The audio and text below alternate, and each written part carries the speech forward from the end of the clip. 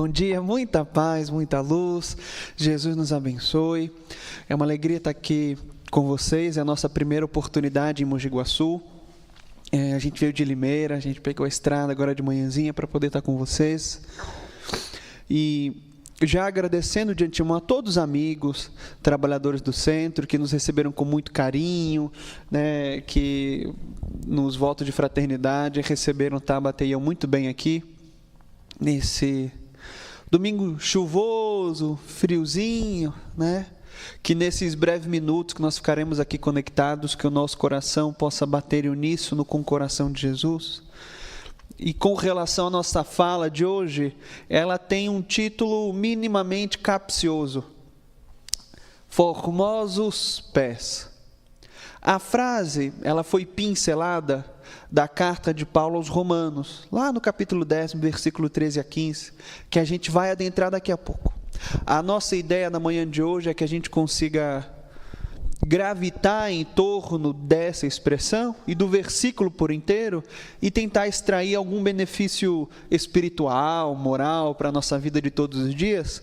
Mas antes de desaguar no capítulo em si, no versículo, eu queria que a gente comentasse um pouquinho sobre a carta aos Romanos, para a gente poder entender aonde Paulo quer chegar.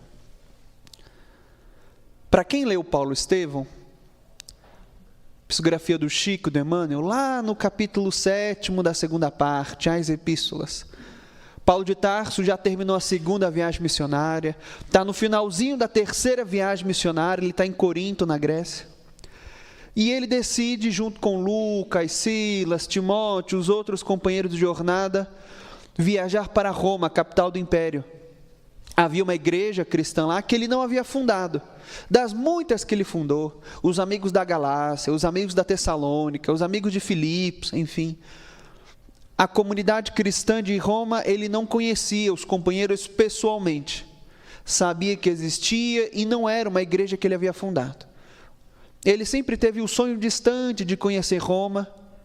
Falou: eu vou para Roma, vamos comigo, pessoal, vamos. Mas antes, eu acho que seria de bom tom preparar a nossa chegada. Eu vou escrever uma carta, mais uma epístola, falando um resumão do Evangelho e mandar para o pessoal de Roma. E eu aproveito, vamos saudar todo mundo que está lá. A carta aos Romanos é conhecida por isto, né? Paulo vai: oi pessoal, aqui é Paulo de Tarso, e depois vai dizer: sabemos que em Roma tem Beltrano, Ciclano, e vai dando uma lista de 30 nomes praticamente assim.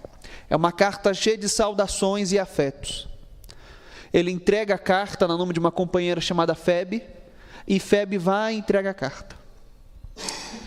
Ele não consegue ir a Roma naquele momento, ele precisa ir para Jerusalém. Ele só vai para Roma depois que ele é preso, mas a carta foi entregue. E os companheiros que leram a carta estranharam o conteúdo, porque é uma carta densa. Dos 27 livros que compõem o Novo Testamento, 14 livros são epístolas de Paulo. Nós temos os 4 evangelhos canônicos: Mateus, Marcos, Lucas, João, Atos, e então 14 epístolas de Paulo, da carta aos Romanos e até a carta aos Hebreus. Depois as epístolas universais, o Apocalipse. Mas é nesta primeira que abre o panteão das cartas de Paulo, o Novo Testamento, que está ali o cerne da chamada teologia paulina. Salvação pela graça, o justo viverá pela fé, a importância da lei, as chamadas obras da lei, erganomou, avodatorá, obras da lei. E desaguando no conjunto de versículos que nós vamos analisar, capítulo 10, versículos 13 a 15, Paulo vai escrever: todo aquele que invocar o nome do Senhor será salvo. Mas como eles invocarão se não creram?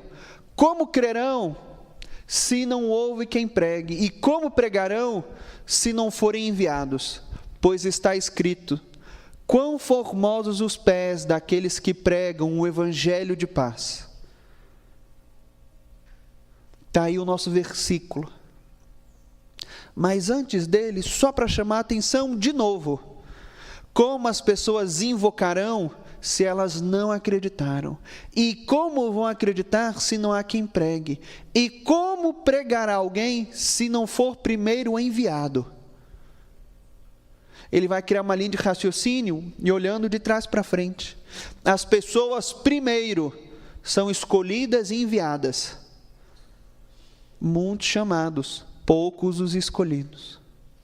Os enviados, eles pregam. E virando lado, há quem escute. E os que escutam, acreditam. E, consequentemente, invocam. Então, como alguém vai conhecer Jesus? Do nosso modo também de entender a própria doutrina espírita, se não há quem pregue, quem fale, quem explique, quem ensine, quem coloque os detalhes das minudências. Então tem uma linha de raciocínio. E aí olhando para o versículo, quão formosos os pés, ele está parafraseando Isaías no Antigo Testamento, quão formosos os pés daqueles que anunciam o evangelho de paz. E nesse momento, nós quebramos a nossa conversa em duas partes. Na segunda parte, a gente vai olhar formalmente, de maneira própria, esses formosos pés. Depois, primeiro, nós vamos olhar este evangelho de paz. Porque parece redundante, que anuncia um evangelho de paz. Tem outro evangelho? Tem um evangelho que não é de paz? Tem um evangelho que não é de Jesus? Tem. Tem. Evangelho em si não é somente uma dádiva de Jesus. A palavra evangelho, no grego, evangelion, era uma expressão muito conhecida já. Do próprio grego koiné, boa nova, ou notícia boa, feliz, alegre.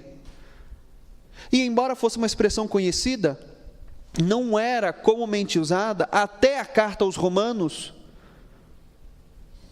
como algo relacionado a Jesus. Só tinha uma pessoa no Império Romano que tinha um evangelho, que tinha uma boa nova ou boas novas para espalhar. O seu nome era Imperador. Naquele período, a gente precisa imaginar o Império Romano governando toda aquela região de parte da Europa, da Ásia. E quando o imperador ganhava uma guerra e conquistava novos territórios e escravizava novos povos, ele mandava os escribas escreverem: escreva o evangelho do imperador. Conquistamos a Gália. Os escribas escreviam, espalhavam este evangelho para os territórios e era lido em praça pública: evangelho do imperador. Conquistamos a Gália. E aí semana seguinte, mais um evangelho do imperador, mais uma boa notícia do imperador. Dobramos os impostos, porque o evangelho do imperador era excelente para ele mesmo e péssimo para os pobres. Outro evangelho, pessoal, casei. Era somente boas notícias concernentes a ele e à vida dele. Então, quando Paulo vai escrever Evangelho de Jesus, todo mundo que lê arrepia a espinha. Fala: meu Deus, pode escrever isso? Vai dar problema.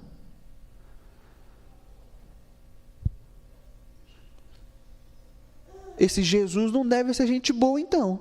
Porque o evangelho do imperador é péssimo para a gente, o evangelho dele vai ser horrível para nós. Tem caroço nesse angu.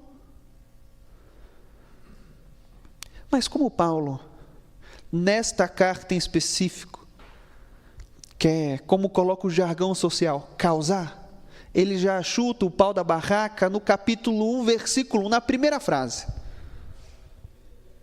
Falou: Paulo, servo de Jesus Cristo, separado como apóstolo, pregador do evangelho do Deus vivo.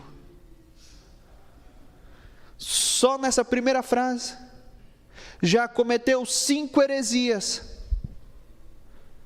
Primeiro, que ele chama Jesus de Cristo, Christos, ou ungido, ou escolhido, ou abençoado.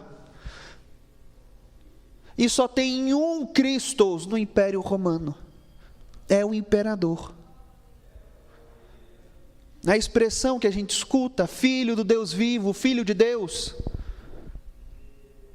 é uma expressão que Paulo toma para si, mas ela vem do Império Romano, porque só tem um filho do Deus, ou filho de Deus vivo, que é o imperador. O imperador é o Kyrios, é o Senhor. É ele que é filho de Deus, a autoridade máxima de divindade na terra.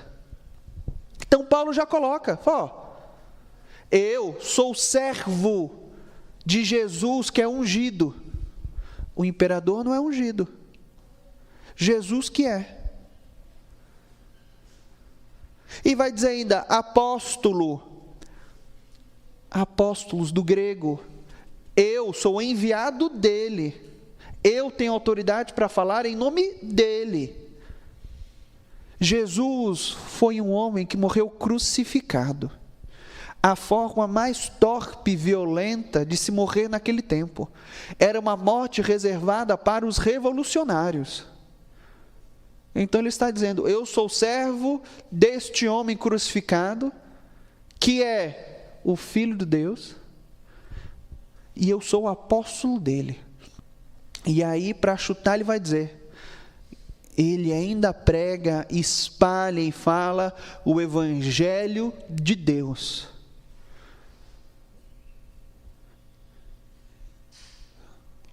Não é o evangelho de Nero, de Augustus, de César, é o evangelho de Deus. Então é para causar e criar confusão de verdade. Então para nós, soa comum, natural mesmo, a expressão evangelho, evangelho de Jesus, evangelho de paz, mas Paulo está mudando o raciocínio de todo mundo. Não, Jesus é Senhor, Jesus é Filho de Deus, Jesus também tem uma boa nova, e ela é boa para todo mundo, em especial para os pobres e sofredores da terra. Não à toa o evangelho de Lucas, o evangelista, é também chamado de evangelho dos pobres. Não à toa na carta aos Romanos, que ele vai contrapor o poder de Jesus com o poder do império, ele cita Isaías constantemente. Isaías que é o Novo Testamento no Velho Testamento.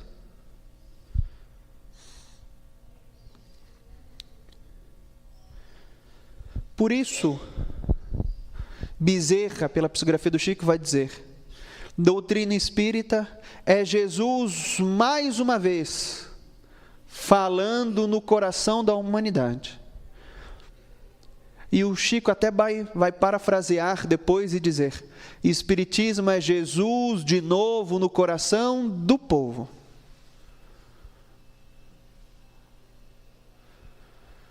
Tem tanta coisa que a gente se acostumou como se fosse o natural, o dado.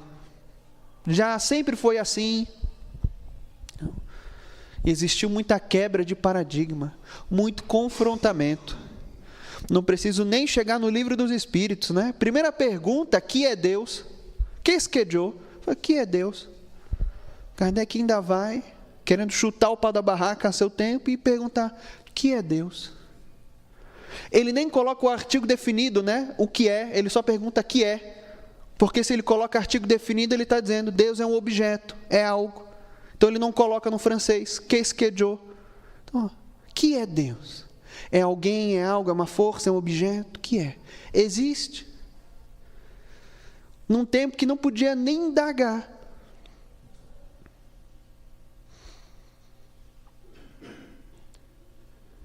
E aí a gente olha para a primeira parte do versículo. formosos pés. E já que a gente quebrou em duas partes, vamos quebrar de novo também em duas partes. Vamos falar primeiro desses pés e depois desse adjetivo, formosos. Vamos olhar para esses pés. Para falar desses pés, é natural que a gente pense sobre todas as passagens no Evangelho, em especial os 4 evangelhos canônicos, que vão referenciar pés.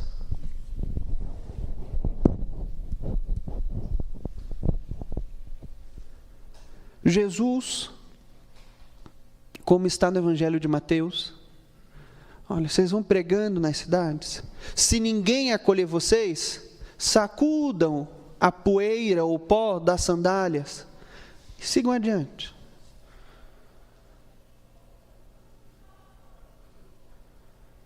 Se um pé te escandaliza, arranca-o, porque é melhor entrar escoxo no paraíso do que ter os 2 e ir para o inferno.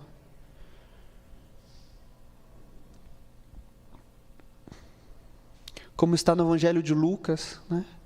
E depois é revelado por Humberto de Campos no livro Boa Nova, capítulo 20. Maria Madalena lava os pés de Jesus com as próprias lágrimas, unge os pés de Jesus com óleo, preludiando o sepultamento do Mestre. Jesus, naquela semana de Páscoa, inclusive na véspera da Páscoa, na última ceia, lava os pés dos discípulos. Os pés de Jesus são pregados numa cruz de madeira. Então tem muitas passagens de pés no Evangelho. Bora olhar no livro Lázaro Redivivo, capítulo 17. Lição em Jerusalém. Diz Humberto de Campos, já pela alcunha de Irmão X, escrevendo pela mediunidade do Chico, naquela semana da Páscoa, em que Jesus adentra Jerusalém, e vocês lembram, no final da semana, Jesus está morto no madeiro. Mas Jesus entra em Jerusalém em cima de um burrinho. O povo inteiro da cidade santa está aplaudindo, cantando, hosanas, hosanas. O filho de Davi chegou e jogavam flores e ramos, aplaudiam, gritavam assim em grande felicidade por Jesus. O Messias tanto aguardado, que fez tantos milagres na região da Galileia, na região da Judéia, na região da Samaria, curou tanta gente, confrontou os fariseus. Estava tudo assim culminando para uma explosão de novidades na concepção de muitos. O povo estava em êxtase. E diz Humberto de Campos, em especial, um grupo de patriarcas estava ansioso para que Jesus anunciasse o seu plano. Com certeza eles falavam entre si, Jesus vai mostrar como nós vamos derrubar Roma e conquistar mais uma vez a glória de Jerusalém. Porque Ele é o Messias, Ele fará cair do céu as bolas de fogo, trará o seu grande exército e nós governaremos em cima dos nossos governadores. A partir daquele dia, onde Jesus estivesse em praça pública, esses patriarcas estavam olhando atentamente para cada gesto, escutando cada palavra, aguardando o momento. Já já ele vai convocar as espadas, vamos ficar de olho. Passou um dia, passou outro, até que teve um dia que ele expulsou os vendilhões do templo, mas no final não virou nada, e eles ficaram sem entender. E no dia 13 de Nissan, é o mês judaico, Jesus reúne os discípulos dentro de uma casa, onde vai acontecer a última ceia. Diz Humberto de Campos, o grupo de patriarcas se reúne de noite, em grupinho, aguardando alguma notícia. Eles devem estar confabulando sobre o que fazer. Amanhã é Páscoa, vai ser amanhã. Ele vai tomar ordem nessa madrugada. E aguardaram algum discípulo sair para perguntar. Até que de repente saiu Filipe. Filipe, vem cá, vem cá. E Filipe desceu para ter com eles. E o que ele falou? O que nós devemos fazer com os romanos e aqueles que nos perseguem? Filipe fez uma cara de confuso. Não. Ele falou que tem que perdoar todos. Ele falou que eles são filhos do mesmo Deus. E Filipe foi embora. E eles ficaram confusos. Passado um tempo, desceu João. E aí, João, o que ele falou? Em que momento que a gente vai pegar as espadas e derrotar todos os inimigos? Não, Jesus falou para guardar todas as espadas. Para guardar todas as espadas. Para guardar todas as espadas. Não, mas e a ira, a raiva e o ódio? Jesus falou que o amor é a maior das armas de todas. Começaram a murchar ainda mais, murchando. E João foi embora. Ele já com vergonha, se olhando assim, ele não é o Messias. E aí desceu Simão Pedro. Simão, Simão, Simão, o que o Messias falou? O que nós devemos fazer com os nossos inimigos? Não, Jesus falou que tem que perdoar 70 vezes 7. Só isso? O que mais ele fez? Não, ele não falou mais nada, não. Não. O que eles estavam fazendo até agora aí? Nada. Ele só lavou nossos pés. Simão voltou. Eles ficaram. Aquele riso de nervoso, de vergonha, eles riram assim entre si e falaram: erramos, não é dessa vez, não é esse. Eu falei para você, Benjamim, não era ele. Acobias, você estava certo. E os patriarcas assim, rindo entre si, de gargalhar mesmo, foram embora, desiludidos. Jesus se resume a limpar os pés dos seus discípulos na última ceia. Ele lhes lava os pés. No livro Encontro de Paz, capítulo 29, o texto é Pés e Paz, do Emmanuel. E Emmanuel vai dizer: curiosa a ação de Jesus em limpar os pés. Não lava os discípulos a cabeça, onde está o cérebro que pensa, raciocina, adquire novos conhecimentos, onde tem os olhos que veem, a boca que fala, os ouvidos que escutam, o nariz que cheira. Não lava as mãos, que são justamente para o corpo, para o espírito, esses trabalhadores táteis, que levantam, que erguem, que pegam as ferramentas. Simplesmente lava-lhes os pés, que entram em contato com o charco e o lodo, o espinho e o pó da terra. Os pés são em verdade as bases da vida. Jesus lava os pés dos discípulos.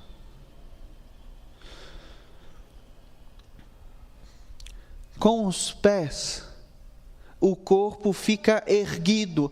Com os pés, o corpo sai da horizontalidade e assume uma posição vertical. Com os pés, o corpo erguido está mais perto do alto. Com os pés, o corpo está de pé. Os pés são as bases da vida.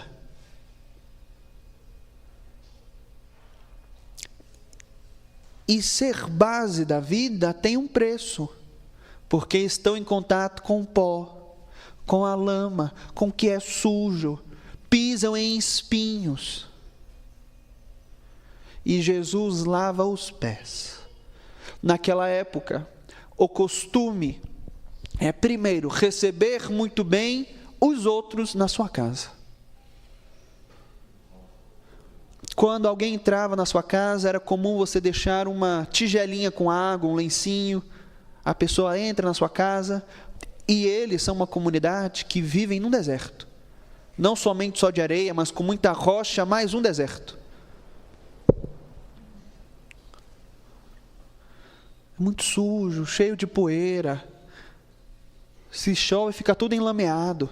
Então você entra na casa, para no umbral, pega o paninho, limpa o pé e senta. Às vezes, quando a pessoa tinha um poder aquisitivo maior, esse serviço ficava jus de um servo ou de um escravo. As pessoas entravam, se sentavam e o servo lavava os pés. O servo lavava os pés dos visitantes. Ou o filho mais velho assumia esse papel de responsabilidade para saudar aqueles que estão adentrando na casa. O filho mais velho lavava os pés dos visitantes. Jesus lava os pés. E depois diz, na última ceia, eu estou indo, mas estou indo preparar-vos um lugar. E o que acontece quando ele lava os pés dos discípulos? Vai lavando os pés, vai lavando os pés. Simão Pedro fica indignado. Senhor, está maluco? Jamais. Você jamais lavará os meus pés. Senhor, para com isso. Não. E Jesus disse, Simão, se eu não lavares os teus pés, não poderá ter partes comigo. Simão, se eu não tirar a poeira dos teus pés, tirar os espinhos, se não te lavar as bases da vida, você não poderá ter comigo. Se eu não lavar o que está em contato com a terra, com o lodo, com o charco, com o que é sujo, não tem como a gente estar em sintonia. Simão Pedro faz o quê? Entendi. Ele se ajoelha e diz, Senhor, então lava tudo. Da cabeça aos pés, o corpo inteiro. Lava tudo. No texto seguinte, Sentinelas de Paz, capítulo 19, de Meimei, o texto tem um título gozado ou curioso. Rogativa do sapateiro. Meimei fala, Senhor, bem sabemos que as sandálias e botas protegem os pés. Qualquer calçado em verdade ajuda a proteger os pés dos espinhos e do charco da terra. Ajuda-nos, Senhor, e calça-nos a humildade e a esperança. Calça-nos a humildade e a esperança. Porque o calçado protege os pés do espinho e da lama, do orgulho e da serpe do egoísmo. Porque os pés são em verdade as bases da vida.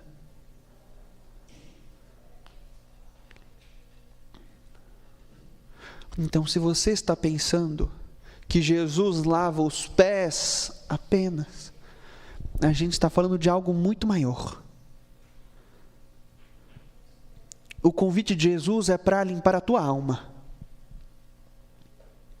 O que te sustenta, o que te mantém de pé, porque é natural. Se nós precisamos limpar o corpo, e o corpo é ferramenta do Espírito, tem que tomar banho 2, 3 vezes por dia. Tem gente que toma banho antes da academia, escova o dente depois de cada refeição, molha o rosto. Se nós temos de cuidar tão bem deste corpo, que adoece, que apodrece, fica sujo constantemente, que sua, o quão bem não temos de cuidar da própria alma, do que é espiritual. Então Jesus lava as bases da vida. Jesus quer lavar as tuas ideias, os teus pensamentos. E Ele lava, Ele tira assim o pó, que é só jogar uma água, esfregar um pouquinho. Quer lavar os vícios, a falta de paciência, as complicações de todos os dias, lavar um pouquinho, esfregar. em serviço de higiene espiritual. Por isto é, Simão, se eu não te lavar os pés, não tem como. Se eu não te limpar por dentro, não tem como. Então, a título de experimentação para todos nós, quando nós lermos pés no Novo Testamento, ou ainda no Antigo Testamento, pensemos acima de tudo, sentimento. Sentimento. Em caráter de análise espiritual, pensemos também em sentimento. Jesus andou sobre as águas. A água representa a materialidade. Jesus anda em cima. Como é que está no livro dos Espíritos, na escala dos Espíritos? Os Cristos encarnam e a matéria não lhes oprime.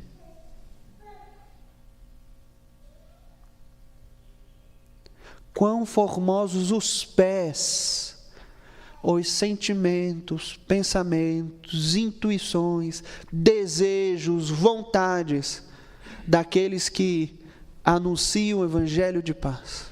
Não à toa, Emmanuel, na introdução do livro Pensamento e Vida, vai dizer: o pensamento que nós temos cria a vida que nós procuramos. Os teus sentimentos pavimentam a tua própria vida. E eu queria chamar a atenção para essa expressão que Memei usa: serpes do egoísmo. O calçado protege os pés dessas serpentes do egoísmo. Qual é a primeira grande figura antagônica da humanidade? Lá no Jardim do Éden, vamos lá no Antigo Testamento, em Gênesis, é uma serpente. E Memei diz: o calçado protege os pés, os sentimentos das serpes do egoísmo. Eu não estou fazendo alusão a uma história verídica, mas recordando que em Gênesis aquilo é uma historieta, uma metáfora para algo muito maior. Aquilo é cantado. Aquilo é cantado. O menor caráter de Moisés escrevendo Gênesis é que seja uma realidade verídica científica. Aquilo é uma história com cunho moral. Basta ler Livro dos Espíritos, questão 50 e 51, sobre Adão e Eva. Mas a serpente ali, ela rasteja. Ela não tem pés, ela não tem braços. Ela está completamente horizontalizada. Tem o corpo inteiro chumbado no charco e no lodo.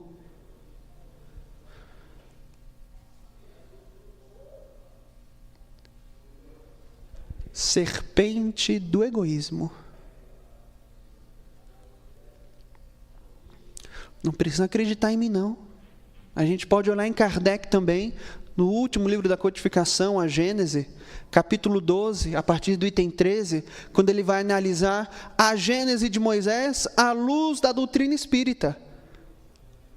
O próprio codificador vai escrever: a serpente do paraíso é uma alegoria aos espíritos que nos tentam, que suflam em nós os desejos do orgulho e do egoísmo, que trabalham com o que já existe aqui dentro e suflam, cochicham. São um grande símbolo justamente para esse orgulho e egoísmo que habitam dentro de nós. É uma figura de linguagem a serpente.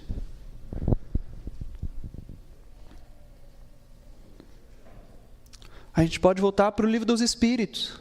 Pergunta 727.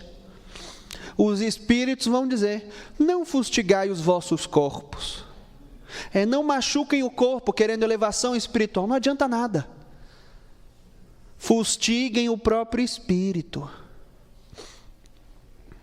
Porque o orgulho é como uma serpente que rói o coração. É uma análise que os próprios espíritos se utilizam. O orgulho é uma serpente que rói o coração. No jardim, qual é o grande pecado? Não foi ouvir simplesmente a serpente, mas no jardim, Deus, das múltiplas árvores, Ele cria uma árvore em específico e proíbe Adão e Eva de comer os seus frutos. Em muitas traduções no português, está traduzido como árvore do conhecimento, ou árvore do conhecimento do bem e do mal. É que conhecimento não é a tradução ideal para a palavra que está em hebraico lá, hadaat. Este conhecer, que está ali, conhecer o bem e o mal, em hebraico, fica implícito que passa pelas vias do experimento. Quem come da árvore do conhecimento do bem e do mal, imediatamente o experimenta. A tradução mais ideal seria árvore da experimentação do bem e do mal. De tal modo que não basta conhecer, não basta saber de forma intelectual, é necessário experimentar. Então, quando eles comem do fruto, é realmente o espírito em grande rebeldia, em orgulho, obedecendo a tentações assim muito baixas do Deus não me basta. Eu sou meu próprio Deus. Não me basta somente saber, eu preciso provar. Muitos de nós na Terra sabemos já em caráter científico a força dos tóxicos, de muitos alucinógenos, drogas de grande poder predatório para a nossa alma, caráter assim viciante. E não basta saber, às vezes é necessário experimentar. A árvore da experimentação do bem e do mal. E caindo nessa tentação, vem uma grande queda. A serpente é assim, completamente chumbada ao solo, sintonizada que é onde baixo. Mas quem já tem pés consegue se verticalizar. E aí a gente vai na próxima questão. Questão 913. Pergunta clássica do Livro dos Espíritos. Clássica como a primeira pergunta, que é Deus. Clássica como a 625, qual é o tipo, guia e modelo mais perfeito da humanidade. Clássica como a 919 e o anexo A. Os Espíritos perguntam assim. Kardec pergunta para os Espíritos. Qual é a origem de todo mal? Qual é a raiz de todo mal? Porque a serpente é só um símbolo, é uma alegoria. Mas olhando para nós, qual é a raiz de todos os problemas nossos da Terra? Os espíritos poderiam dizer, são muitos problemas. Poderiam dizer, olha para dentro.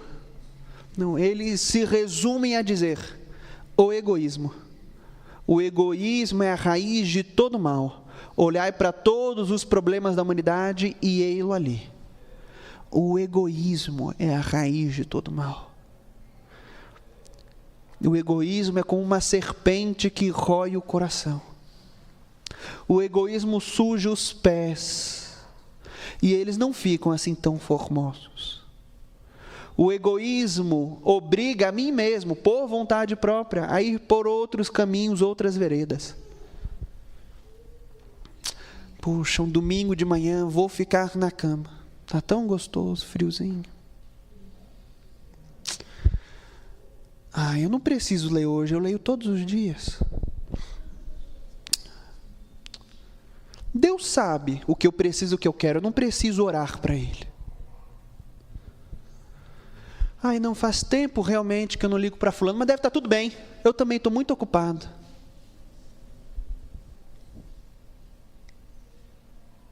Nosso pensamento cria a vida que nós procuramos.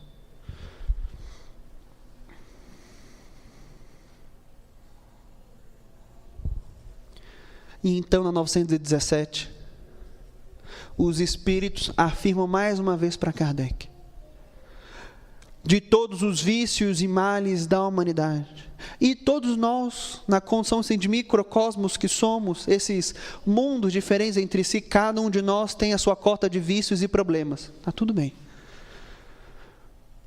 Mas os Espíritos vão dizer para Kardec: de todos os vícios, o orgulho e o egoísmo são os mais difíceis de extirpar. Porque são vícios, ou melhor, são potências da alma viciadas. E como estamos assim tão materializados, é necessário um esforço de verticalização. Então eles vão dizer: com o tempo, em trabalho, serviço, estudo, se desmaterializando, esses vícios ficam para trás. Em trabalho, em serviço, em estudo, em compromisso, em disciplina. Porque como é que se limpa os pés com Jesus? Misericórdia. Não é chegando em casa, coloca o chuveiro na água quente, vou rapar o pé. Não. É um serviço de todos os dias. Deixa eu abrir o Evangelho segundo o Espiritismo para ler rapidinho. Que angústia, que medo. Deixa eu orar rapidinho. Nossa, faz tempo que eu não assisto uma palestra no YouTube. É assim que se lava os pés.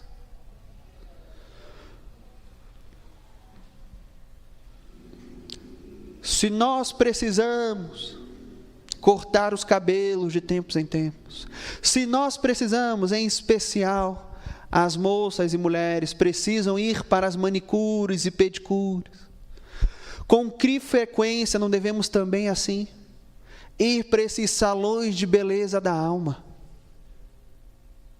Mas é um trabalho de todos os dias lavar os pés com Jesus, todos os dias. E às vezes pisamos realmente em espinhos, porque a vida é assim, para ser pisada, para andar. Às vezes pisamos no espinho do orgulho do outro. Queremos pisar nos espinhos dos outros, limpar os pés dos outros, e os nossos assim, imundos. Nossa, seu pé está muito sujo. Você é muito orgulhoso, egoísta. A máxima de hoje é por isto esta mesma: quão bonito, quão belos, quão formosos os pés daqueles que anunciam o Evangelho de paz. Para encerrar nossa fala com vocês nesta manhã, eu gostaria de encerrar com um texto de Meimei, no livro Cartas do Coração, intitulado Confia Sempre. É um texto que o começo dele fala sobre pés, porque ainda que limpemos os pés, eu imagino como será que não era um pé de um apóstolo Paulo, que andou esse mundo inteiro muitas vezes a pé. Tinha às vezes a viagem de barco, uma carona ali, outra lá, mas muitas vezes a pé. Quem vê a partir de Atos dos Apóstolos, capítulo 13, a primeira, a segunda, a terceira viagem missionária, a viagem a Roma, a quarta viagem também, que está no Paulo Estevão, capítulo 10 da segunda parte. Ou ainda, as próprias viagens, capítulo 4 da segunda parte, primeiros labores apostólicos. Esse homem vai assim, o mundo inteiro a pé. Então, eu imagino como é que como não eram os pés de um apóstolo Paulo. As representações hollywoodianas, os filmes, a que devemos obviamente respeito. É sempre um apóstolo Paulo assim, talvez careca, com a tez bronzeada, mas os dentinhos todos branquinhos na boca, assim, retinhos, assim, sabe? Alguém que usou aparelho a vida inteira. Eu imagino, na verdade, como é que era a boca de um apóstolo Paulo. Faltando dente todo amarelado, talvez 2, 3 dentes na boca de tanta surra que levou, cicatriz no rosto, como é que não estavam os pés? Eu falei para vocês da terceira viagem missionária. Meu Deus, quando ele termina a segunda viagem, ele visita Jerusalém, porque ele está em tarefa coletando dinheiro para a igreja de Jerusalém. Ele passa em Jerusalém e visita Simão Pedro. Simão Pedro tem um choque quando vê Paulo de Tarso. Paulo de Tarso está assim com a pele toda machucada, queimada do sol, cicatriz, faltando um dente na boca, magro, assim, desnutrido. Mas é o sujo falando mal lavado, porque Paulo vê Pedro, ele se espanta também. Pedro assim cansado, sem dormir, magrinho, careca, velhinho. É o sujo falando mal lavado. Então imagina como é que não era um pé de um Paulo de Tarso. Recordando, obviamente, os espíritos. Não fustigai o corpo, fustigai acima de tudo o espírito, não o corpo. Tudo bem. É que no caso deles, a gente sabe. Se o corpo está assim, o que eles não têm feito com o espírito? É uma exceção. Mas encerrando a nossa manhã, desejando a todos um excelente domingo, um excelente caminhar com Jesus, apesar dos espinhos, dos machucados, da sujeira, do lodo, da lama, diz Meimei: não percas a tua fé entre as sombras do mundo. Ainda que teus pés estejam sangrando, segue para frente, erguendo a tua fé por luz celeste acima de ti mesmo. Crê e trabalha, esforça-te no bem e adianta-te. Tudo passa, tudo se renova na terra, mas o que vem dos céus permanecerá. De todos os infelizes, os mais desditosos são aqueles que perderam a confiança em Deus e em si mesmos, porque o maior infortúnio é sofrer a privação da fé e prosseguir vivendo. Eleva, pois, o teu olhar e caminha, luta e serve, aprende e adianta-te. Brilha a alvorada além da noite. Hoje é possível que a tempestade te amarfanhe o coração ou te atormente o ideal, aguilhoando-te com a aflição ou ameaçando-te com a morte.